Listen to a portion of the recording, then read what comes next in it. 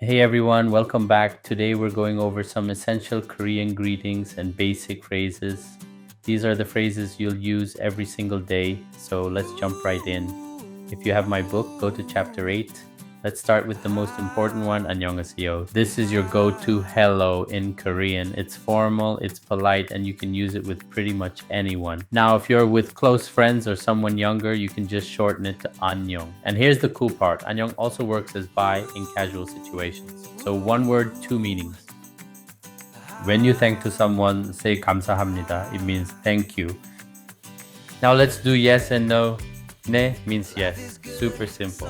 And 안녕 means no. You'll hear these constantly in Korean conversation.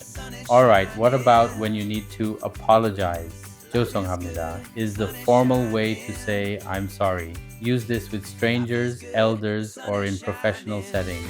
For everyday situations with people you're comfortable with, 미안해요 works perfectly. And if someone apologizes to you, you can respond with 괜찮아요? which means it's okay.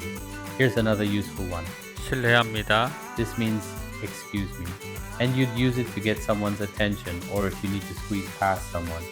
Along the same lines, 잠시만요. means just a moment. Great for when you need someone to wait. When you're meeting someone for the first time, say 반갑습니다. it means nice to meet you and it makes a great first impression. And finally, let's talk about saying goodbye. Korean actually has two different goodbyes depending on the situation. If the other person is leaving and you're staying, you say 안녕히 가세요. it literally means go in peace. But if you're the one leaving and the other person is staying, you say 안녕히 계세요, which means stay in peace.